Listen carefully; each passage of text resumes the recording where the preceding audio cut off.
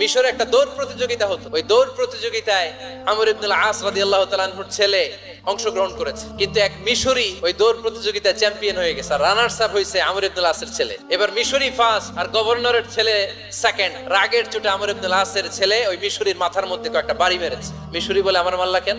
তুমি খেলায় পারো না, আমারে মাল্লা কেন? কয়, আনা ইবনুল আকরামিন, আমি গভর্নরের পোলা, আমি যা বলবো এটাই হবে, আমার উপরে কথা নাই। মিশরি ওইখানে আর ঝগড়া বাঁধায় নাই, মনে দুঃখ নিয়ে মদিনায় চলে আসলেন। এসে বললেন, আমিরুল মুমিনিন, আপনি আমর ইবনুল আস রাদিয়াল্লাহু তাআলা আনহুকে মিশরের গভর্নর বানিয়ে পাঠিয়েছেন। একটা প্রতিযোগিতায় আমি চ্যাম্পিয়ন হয়েছি, ওনার ছেলে হয়েছে রানার আপ। কেন সে চ্যাম্পিয়ন হতে পারে নাই? এই কারণে আমার মাথায় লাঠি দিয়ে 3টা বাড়ি মেরেছে।